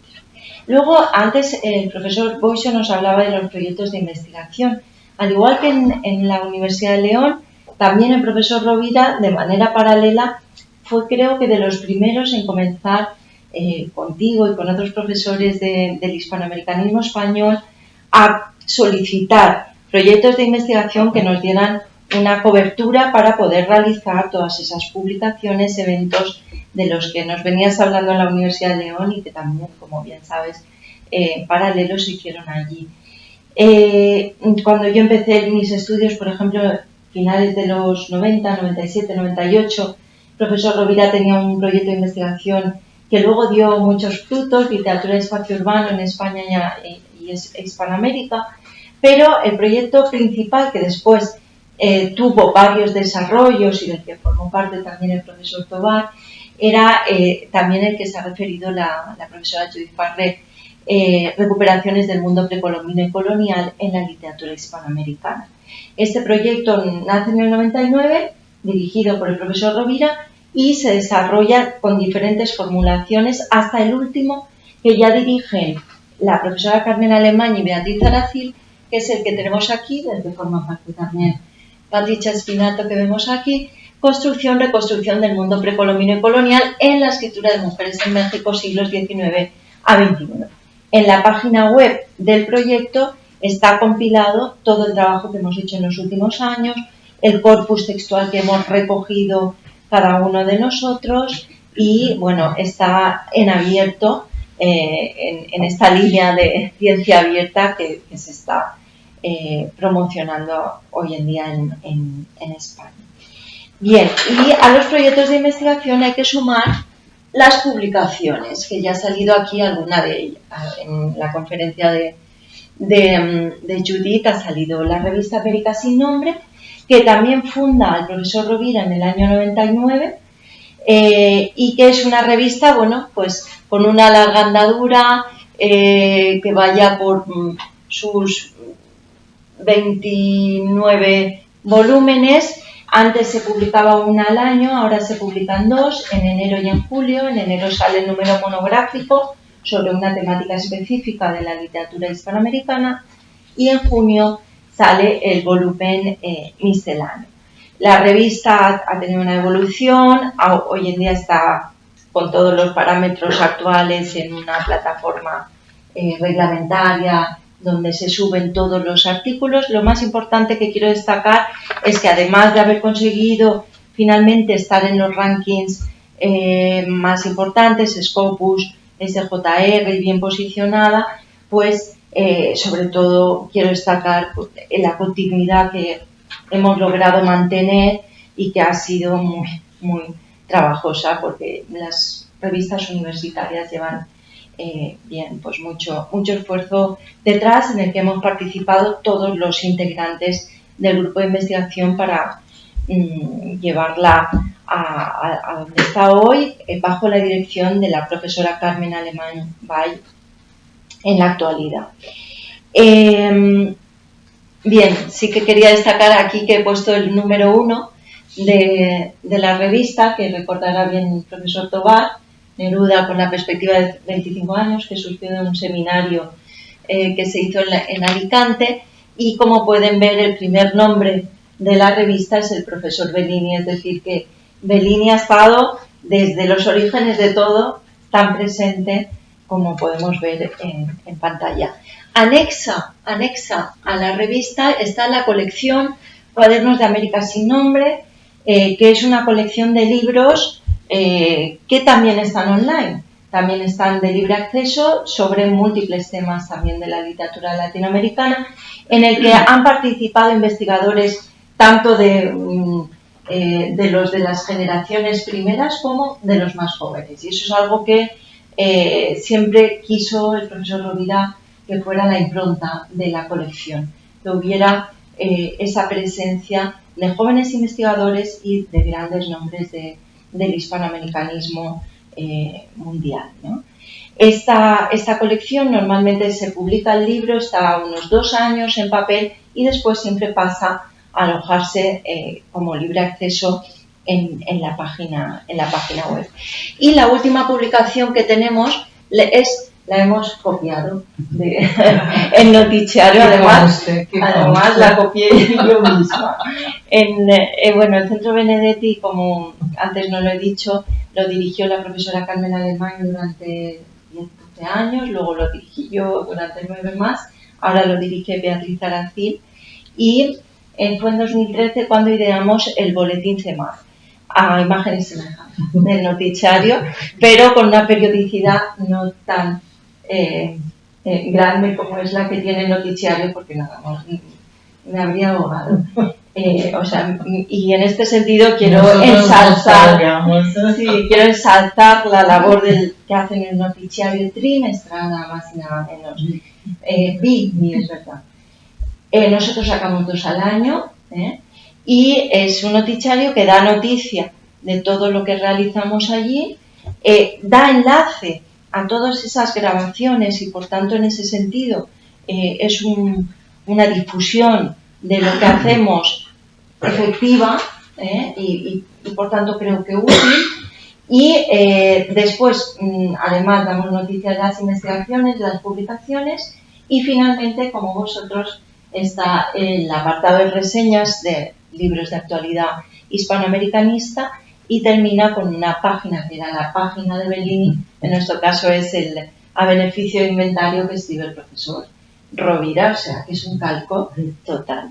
Y os agradecemos que nos hayáis dejado copiarlo, porque nos parece muy útil.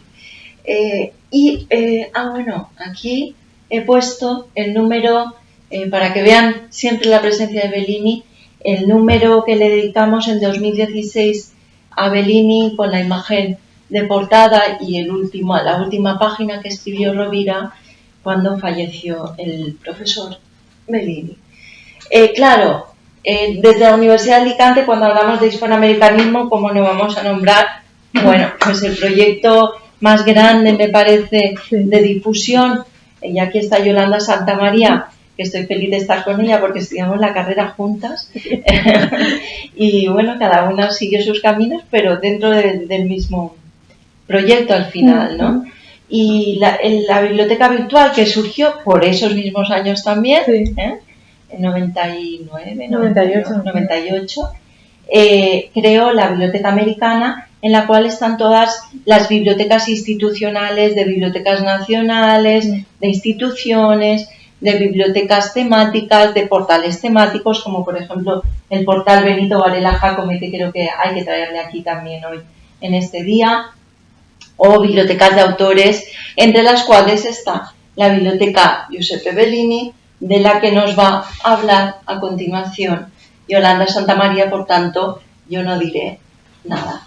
Y voy a terminar con esta imagen, este homenaje que rendimos a Giuseppe Bellini en 2019 en el Centro Benedetti, que nos reunió a todos los investigadores hispanoamericanistas de la UA en torno a la memoria del profesor y que creo que sintetiza en una imagen el largo camino de colaboración que hemos mantenido desde los 90 hasta la actualidad, con constantes visitas, estancias de investigación. Ahora ha venido la becaria del Ministerio Esther Soro a hacer esta estancia también de un mes, publicaciones compartidas, un camino que seguiremos transitando desde luego con perseverancia, con entusiasmo en los tiempos por venir, y quiero terminar dando las gracias infinitas al Liceo de Milán y en especial a Patricia Spinato por haber hecho posible esta continuidad que me parece desde luego tan necesaria y tan fructífera. Muchísimas gracias. Muchas gracias.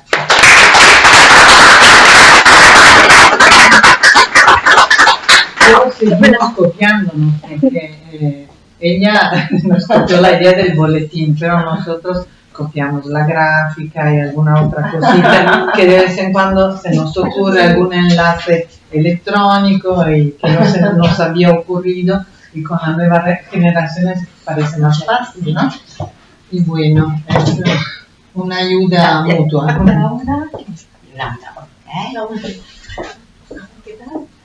Last but not least. Bueno, Yolanda Santamaría, que es nuestro farol, mi farol, en la Biblioteca Virtual Miguel de Cervantes.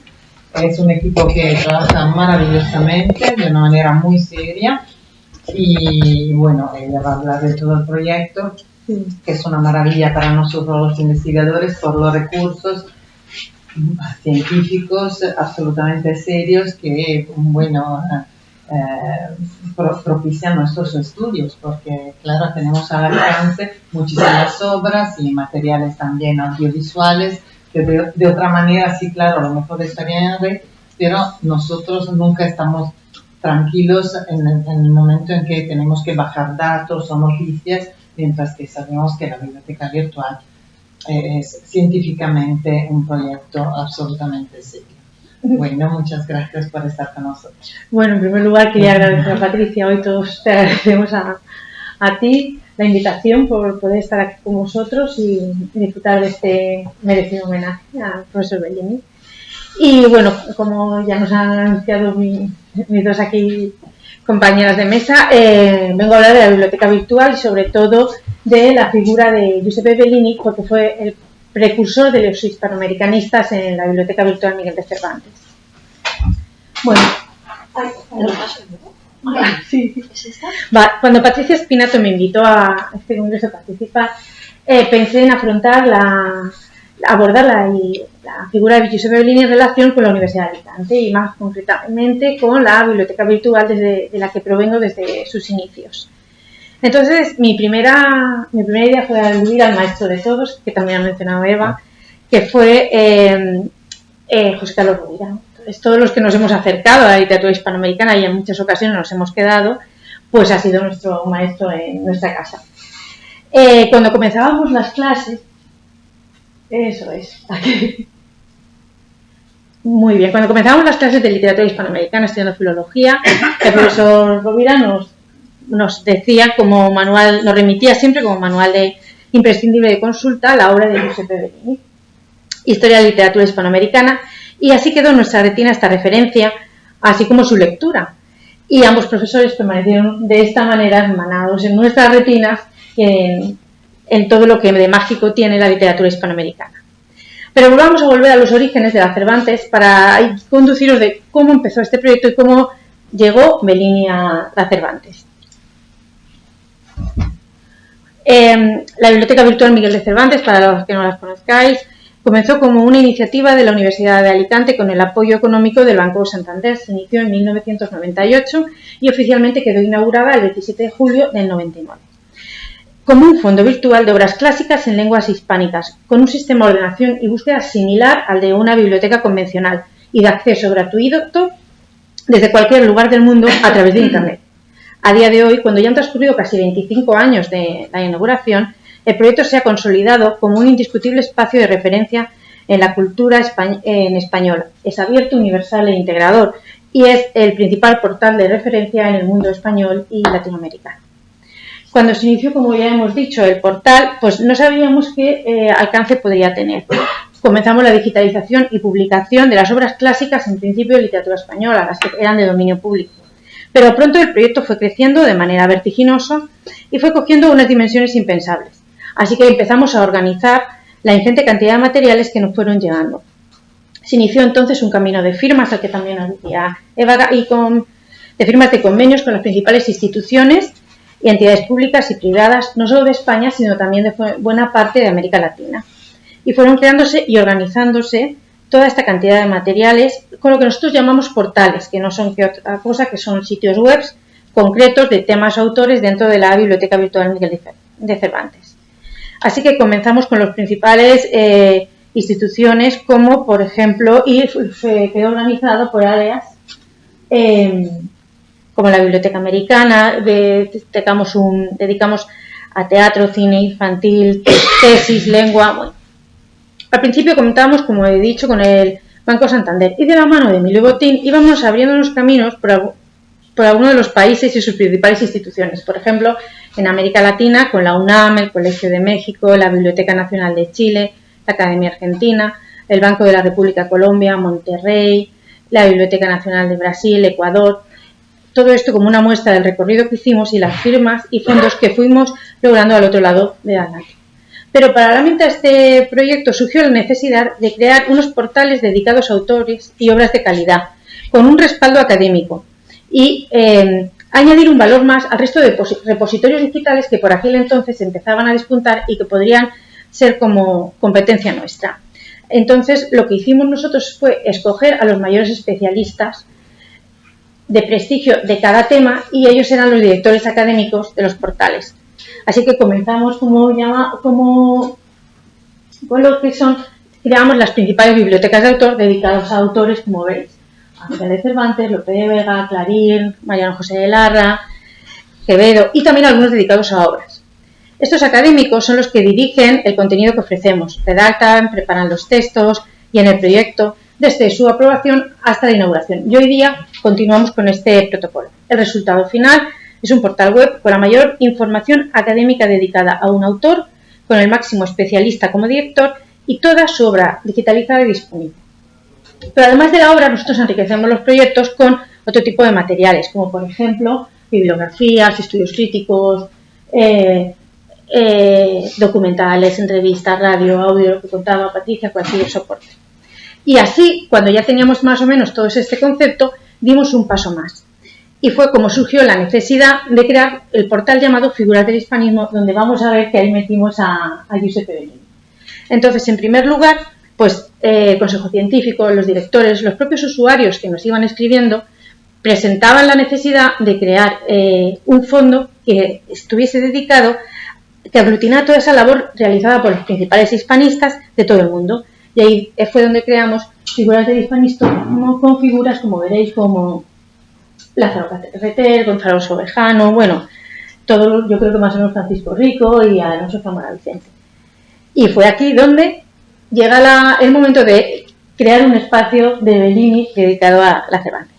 Pero siendo fieles a la propuesta, la ofreció José Carlos Rovira. Y entre ambos existía, como ya se ha hablado aquí, de una vinculación especial. Así recuerda el profesor Bellini cómo conoció en persona Rovira cómo conoció en persona a Bellini. Conocí personalmente a Giuseppe Bellini en 1992, en Barcelona. Una noche en la que pudimos hablar por fin, en medio de un congreso, de tantas cosas que teníamos o que tenía yo pendientes. En aquel decenio nos vimos algunas veces más, en Turín, en Perpiñán, en Gijón, en Salerno, en Milán, o luego... Esperaos que aquí se va. En los primeros 15 años de nuestro siglo, en Alicante y Milán con frecuencia, mientras Madrid y Santander también fueron lugares de encuentro. Y nos acercamos siempre con la cordialidad que provocaba sorpresas, con tareas que nos comprometíamos a cumplir para una revista, para una edición de un libro, para un próximo encuentro. Además de ese vínculo de admiración mutua entre ellos, Bellini es considerado como el fundador, que todos lo sabemos y hemos hablado aquí, de los estudios hispanoamericanos en Italia. Y su portal lo atestigua ofreciendo unos contenidos que lo hacen especial. O nosotros así, al menos lo queremos ofrecer y os invitamos a todos a que lo conozcáis. Gracias a la relación de Bellini con nuestro maestro alicantino, pudimos ofrecer la primera biblioteca de autor dedicada a un hispanoamericanista en la Cervantes. Y así se inauguró, bajo la dirección de Patricia Spinato, el portal que abrió camino a otros similares con posterioridad, como por ejemplo el de Saint de Medrano, que ya hemos hablado. Rovira me contaba hace unos días, antes de venir, esto que os leo. Trabajé entre 1974 y 76 en Florencia como lector de Oreste Macri. Entendí entonces, yo era muy joven, pues tenía 25 años, que en el campo que me interesaba había dos figuras principales en Italia, entre otras importantes: la de literatura española de Oreste Macri y la de literatura hispanoamericana del aún muy joven Bellini, que tenía 51 años por entonces. Fui sabiendo luego, a mi regreso a España y sobre todo desde 1986, en que ingresé en la Universidad de Alicante como profesor de literatura hispanoamericana, quién era Bellini, y a partir de 2000, con la biblioteca virtual Miguel de Cervantes en marcha, pensé, junto a Patricia Spinato, la alumna entonces más leal y apreciada por el profesor Bellini, que el primer hispanoamericanista europeo que debía estar en nuestra biblioteca era Bellini, por su generosidad, también porque dedicó tiempo, entrevistas, cesiones de derechos para que su biblioteca tuviera un portal que considero grandioso por su utilidad y por su significado. Destacamos asimismo la generosidad a la que apelaba Rovira, la cercanía y, por supuesto, su visita a nuestra casa, donde lo pudimos entrevistar, grabar, fotografiar, conocer y disfrutar. Así, hoy día, todo el que quiera saber cómo él llegó a la literatura española, bueno, más o menos lo conocemos, pero quiera escucharlo, ¿no? Cómo llegó a declinarse por los autores hispanoamericanos, de su propia voz, puede a solo un clic revivir estos momentos y ver al profesor Bellini en la entrevista que nos concedió y que tenemos publicada. Bellini confesaba que su interés por el castellano comenzó cuando, siendo un muchacho, era lector apasionado de novelas, de aventuras de corsarios, creo que aquí lo hemos mencionado ya, y nos cuenta que venían frecuentemente palabras españolas. Un idioma que me encantaba y que no conocía. Entonces busqué una gramática, nos cuenta, la de Frisoni, que era la que circulaba en tiempos de mi juventud, sucinta, clara, y allí aprendí, imagino, con buena voluntad hasta la pronunciación. También nos contaba que su curiosidad por la literatura española llegó de manos de una antología en la que estaba Alberti y Machado. Y poco a poco se fue así como adentrando en la investigación de la literatura. Sus primeros viajes a España fueron a Santander, y en la entrevista también nos cuenta cómo conoció al director de Menéndez Pelayo, cómo le impactó esa biblioteca, y ahí fue también como empezó su libro. Su tesis lo dedicó a su admirado Baroja. Más tarde llegó su acercamiento a la literatura hispanoamericana de la mano, nos cuenta, de la poesía femenina de Río de la Plata, y ya posteriormente empezó con Sor Juana y Miguel Ángel Asturias y Pablo Neruda, que además no solo los llegó a estudiar, sino que los conoció personalmente y de los que tiene recuerdos de cada uno de ellos. Bellini en la entrevista nos cuenta que de Miguel Ángel Asturias era honradez, ternura y afecto. Lo consideraba como un padre y lo define como una persona de una exquisitez extraordinaria. Y del poeta chileno recuerda con una media sonrisa nostálgica que era un personaje interesante. Me alegra que la inteligencia artificial. Rememora especialmente su humor y os invito a conocer otras anécdotas que nos cuenta aquí con Neruda en Milán, sus llamadas telefónicas.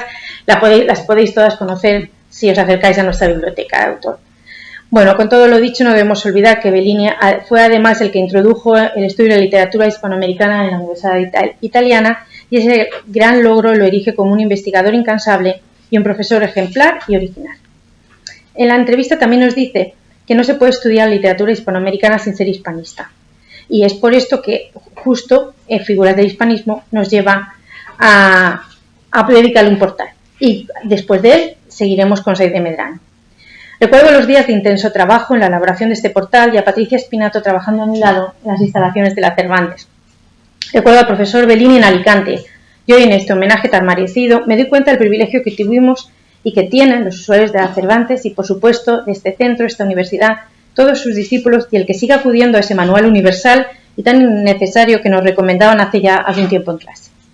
Voy a hablar brevemente de Said de Medrano porque vamos ya justo de tiempo, pero es otro ejemplo que destacamos por su labor académica, es similar a la realizada por el profesor Bellini y que le dedicamos también un espacio en nuestros fondos y que es dirigido por Rocío. Said de Medrano consagró su vida, como se ha dicho, a la docencia y a la investigación, así como a diversas iniciativas culturales en el ámbito de la literatura hispanoamericana. Desarrolló una fructífera actividad académica caracterizada por su generosa cordialidad, como recordó su amigo sincero, el profesor Bellini. Destacan sus investigaciones en torno a Bernal Díaz del Castillo, Sor Juana, Lizardi, Hernández, Rubén Darío, Mistral, Pablo Neruda y también a otros contemporáneos. La biblioteca de autor de Said de Medrano, que la podemos ver a continuación, yo creo que sí. Bueno, aquí un poco hacemos un repaso de las imágenes que tenemos y de todo el catálogo de obras disponibles. Volviendo así todo lo que tenemos disponible gracias a la gestión que ha hecho Patricia, a la familia, a Buchoni, porque claro, nosotros solo publicamos obras libres de derechos o que hemos gestionado la cesión para nuestros fondos. La Biblioteca de Said de Medrano es un homenaje a su vez a amigos y estudiosos que tan cerca estuvieron de sus enseñanzas y de su cordialidad. Y no quiero concluir sin mencionar el lugar de Pablo Neruda y Miguel Cervantes y de Miguel Ángel Asturias en nuestra institución. Neruda tiene sin lugar a duda un portal en la Cervantes y parte del catálogo de estudios son los publicados por nuestro querido Bellini. Creo que están en la siguiente. Otro punto en común entre Bellini, Rovira, la Universidad de Alicante y la Cervantes es Pablo Neruda. La creación de una biblioteca de autor dedicada al chileno fue casi de las primeras propuestas en el área de América Latina dedicadas a autores.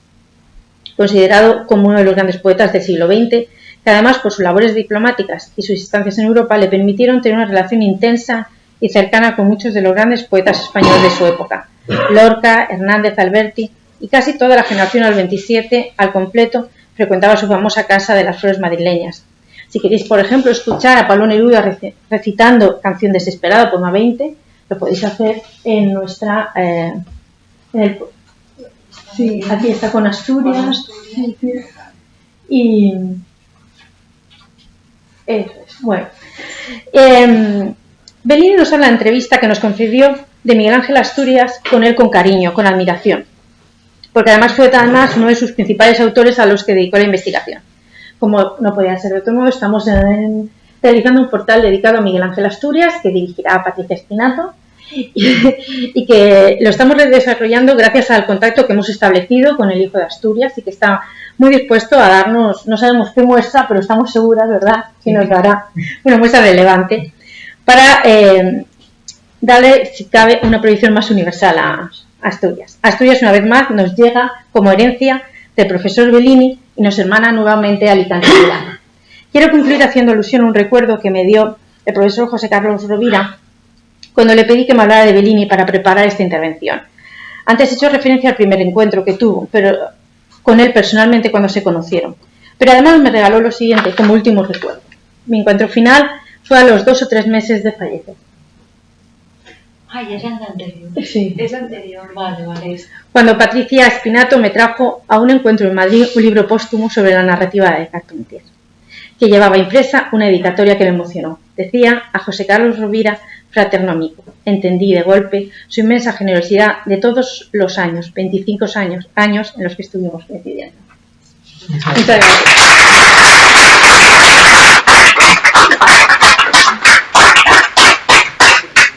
Le iba a decir que hablara más despacio porque, bueno, nos daba tiempo, pero ella siempre habla así. Sí, ella siempre habla así. Pensé que no era Estaba advertida, pero... bueno, espero que me hayáis entendido. Sí. Bueno, muchísimas gracias. Entonces, creo que no vamos a tener ninguna pausa, si no es un problema.